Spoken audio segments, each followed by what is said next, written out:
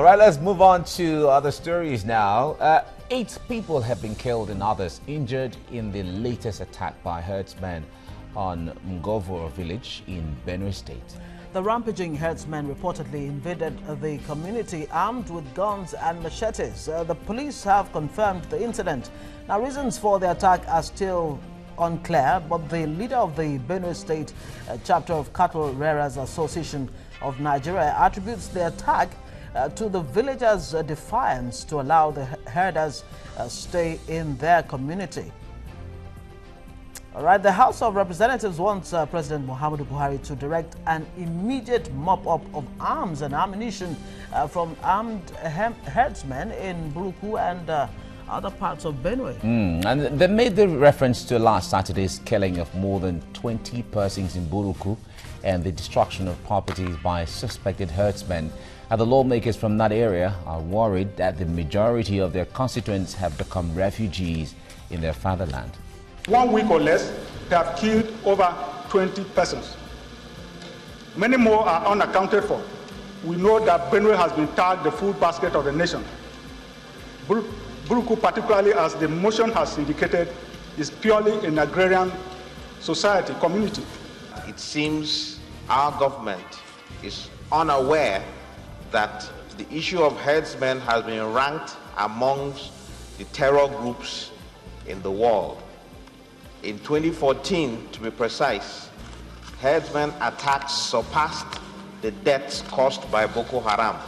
These are factual statistics, and the same issue occurred last year. Today, it seems to me that there's a certain militia that they may have around, where when they become uncomfortable with the community that is hosting them, they invite those herdsmen to come and cause acts of terror. All right, we're joined now by Chairman, Assist International Lagos Chapter, Sheyi Adetayo. Good morning and thanks for joining us. Right. Like you heard the lawmaker there, the herdsmen killers or killer herdsmen have become the fourth most dangerous terrorist group in the world. Of course, in April 2016, President Buhari did say that ending the herdsmen attacks would be a major priority of his. But this is 2017 and we're in March, and every day we hear about herdsmen killing, whether it's in Benue, Enugu, wherever, all over the place, southern Kaduna, of course. This seems to be a problem that is proving to be really difficult for the Nigerian government to handle. Yeah, it's good that we're actually seeing the problem the way it is. It's bigger than Boko Haram issue. And I remember that we have actually been talking about this for a long time, because it's not like a designated terrorist organization. So people are not actually looking at it from that particular perspective. But if you look at the Global Terror Index, in fact, Herdsmen associated killings is actually much more than that recorded against Boko Haram. In fact, the killings from herdsmen actually led to Nigeria's being becoming third. On that particular list. So it's something that is big and is a big issue that the country just have to give desired attention. However, it's not something that can just be resolved with mere deployment of the military or calling for 1 or 2 meetings and you feel that you can resolve it. No, this is something that has been there for years. And for us to actually tackle this, we don't have to look at it from a particular incident. Like now we're looking at the issue that happened in Buruku community. No, we need to look at it beyond that. What is actually the problem? Now, when we are trying to, because if you look at, for some time now, we've been talking about the issue in Kaduna. And now it is Benue. So that is to say that shows that it is not just about southern Kaduna alone. Yes. And it's not about you trying to say you want to resolve it in this particular community. We have to look at it holistically and say, okay, if you are compensating the herdsmen for their lost cattle, you need to also compensate the communities that have lost people and have lost properties, because there is no how that you can achieve peace if both parties are not actually they are not able to get some level of comfort from government in this regard. And judging from what Vice President Oshipaju said in recent time, that he's going to talk to all the major stakeholders, the JNI, CAN, the Fulani communities and the rest. And I think that they have to give the government the time, the opportunity to be able to do, to meet with these people, yes. Not just one meeting or two meetings, to really look at this major issue. Okay. While I was coming, I was actually thinking of what are the possible solutions to this. All right, of course, we'll come to the solution, yeah, because that's a part that will really get us deeper into the topic. But let's go on a break now, and then we'll come back to.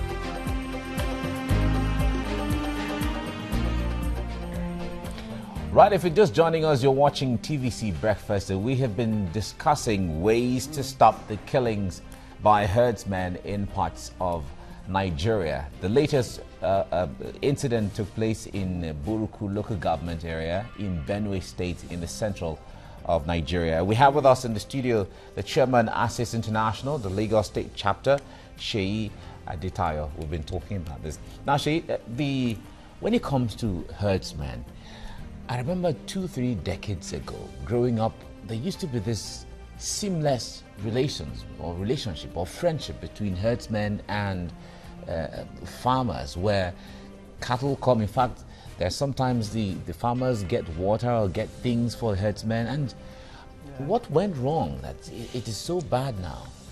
Okay, so many factors can be, attributed to this. Proliferations of small arms is also one of the major issues. See, there is an adage in Yoruba land that says that if you don't have access to sword, you don't ask for who killed your father. So the access to sword will help you to think of avenging, infringement of the past or evils of the past. So I think that is key. Lots of weapons are out there now, so people can easily decide to launch massive attacks. In those days, it wasn't that we don't have such, but not in this magnitude. We only have small places. Then the advent of social media also helping, propagating, getting people to really know situations nowadays. The awareness is high, and lots of false information are actually out there. There are instances where cattle were killed in Kenya, and you see someone flashing it on the social media claiming that some particular community have killed in Enugu State, have killed cattle belonging to.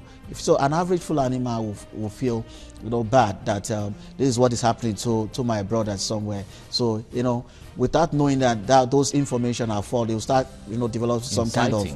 kind of a threat. So at the slightest provocation in his own area, he wants to react. That these people are fond of doing things like this. So we have all this going around and creating bitterness in the hearts of the people and growing resentment.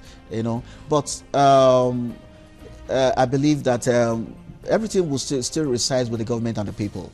The government are doing something now, and the people needs to key into what the government is doing presently to ensure it's not something that we can actually resolve in 2, 3, or 4 months. Absolutely, but paint a picture exactly what government is doing, because in trying to rationalize or make sense of this Fulani herdsmen killings, we heard the president some time ago actually say that, look, poverty, unemployment has to do with it. And then, of course, you did touch on that, the issue of perceived injustices. And of course, you have indoctrination by religious leaders, that's to a very large extent contributed to this. But do you think government has a good grasp of the root cause of this problem in such a way that it can advise how it goes about solving it? No, there are various aspects of information as in regarding this. Now, governments are repository of intelligence when it comes to issues like this.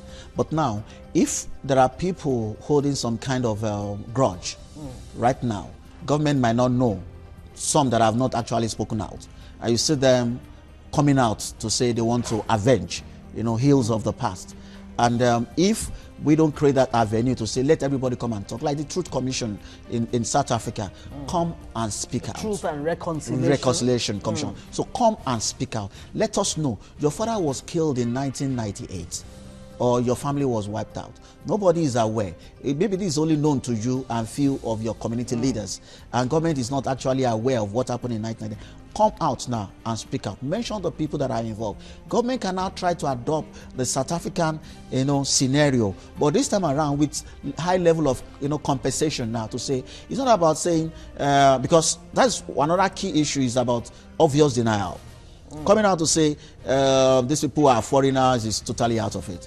If they are foreigners, then government has a responsibility to ensure that foreigners, especially those who are violent, don't have reason to stay in Nigeria. But by and large, most of those people, government, the vice president said in the US that over 800 headsmen have been killed. Yes, yeah. Sorry, have been arrested. And this is a fact because they are actually arresting them.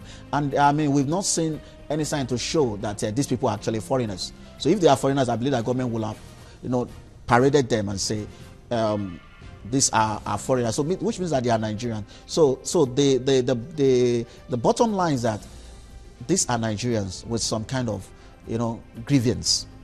Let them come out and talk. But the fact remains that every time an incident happens, you hear unknown gunmen, and they just disappear into thin air. So with all of these arrests, okay, so what has happened to the 800 or so that we were told sometime last year have been arrested? Okay, for example, like yesterday now, the police in Kaduna arrested some that killed some herdsmen. So it's from both sides. Now we can say, okay, maybe we hear more from one side than the other, maybe because what they are doing is at a larger scale than the other party. But the truth is that both sides have grievances. Yeah. This one, they have their own issues. This other side have their own issues. Until both sides are encouraged to come out and speak. Let us know the extent of damages of the past. And the extent of grudge in the yes. So, and let us resolve it once and for all.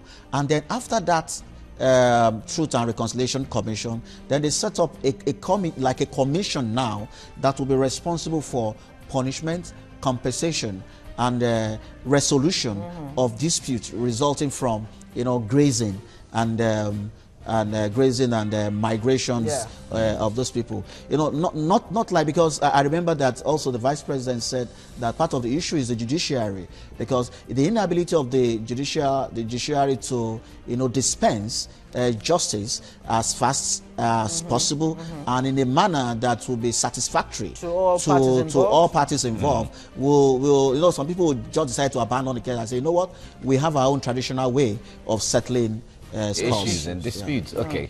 Shay. All right, now let's bring in Foladele in here to give us a reaction on social media, what Nigerians are saying. Fola, good morning. Good morning, Mike. Good morning, Ngozi. Good morning, Shay. Very sad to be back here again talking about this very thing. But what can we do? We have to keep talking about it until something gets done. So let's see how people are reacting online.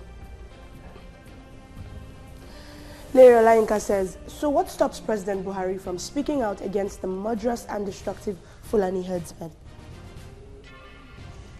Nigeria First says, and he replied Olayinka Larry, and he says, exactly, I expect a minimum of a 30-minute address to Nigerians detailing the problem and how he intends to address it. Bello Shagari says, how foolish is it for other Nigerians to believe that the Hausa and Fulani in the north are the same as the so-called Fulani herdsmen? Anyway, Beleface says, any attack now is Fulani herdsmen, even when highway robbers attack. It's a narrative that has been pushed and it's winning. Elendu says, at Governor Ekpezu, says, you must deal with Fulani herdsmen killings in Abia now. No part is safe if you don't use Fayoshe's approach. And the last one here from OIB, who says, welcome back at Buhari, that's President Buhari's Twitter account. And it says, at the Fulani herdsmen, your license has been renewed. Okay, so Shay, of course you know that I have to take you up on this. How do you react to the insinuation from this tweet that the president being back means that, the herdsmen attacks have resumed? No, I don't really agree with that. You see, even while the president was away, the Kaduna issue was on. Was on. And not only that, we know there are issues also in Zamfara. You see, these are between Hausa and Hausa Fulani people. They are there. You see, we shouldn't forget this. We have the cattle rustlers. They are highly violent. And we have the bandits. You see, when you're traveling from Makurdi to Nasarawa, there's a particular place, I've forgotten the name of that place. It's so hilly like this. They are always there. They used to rob a lot. They will rob and kill people on that road, and then that's around Goma. There's a particular one. You see, the road is is a very terrible road like this, very hilly. Now, those people are cattle rustlers, and they also rob. So, see, the whole thing is now metamorphosing into something new entirely now. Now, maybe like one of the lawmakers said that it's obvious that there is a certain group that are the militant group, that they only call them to come and help them to actually, resolve the traditional way of, because at least each community is, even in the whole, if you look at the history, even in all tribes, they have a traditional way of, taking care of issues. Yes. So maybe they call these people and say, you know what, we are having a challenge here. Come and help us to actually tackle. So we shouldn't forget the fact that those people actually exist. The bandits, they exist. The cattle rustlers, they exist. And there is a militant wing at a particular point in time that they are, they pledge their allegiance to Boko Haram. In fact, at the point in time, their leaders was killed by Shekau, when there was dispute because of a lack of trust. And then that person was in Bauchi and he was killed at that particular point. So it's actually more complicated than... Yes, and then so the most important is that let us resolve the one that has to do with the community and the normal herdsmen that are actually grazing, and those ones will be dealt with the normal. All right. I have to go. Yeah, you have to go. You have to go. But sorry. In talking about, very quickly before we let you go, you've been talking about dialogue, this reconciliation commission kind of thing, but you've not mentioned the instrumentality of the law, which really should be the #1 measure, a way of actually ending this. We have the law. The laws are there. But are they blaming big implementers? I said something now. I said even the vice president acknowledged the fact that the poor dispensation of justice is also part of the, the cause. Why of this issue.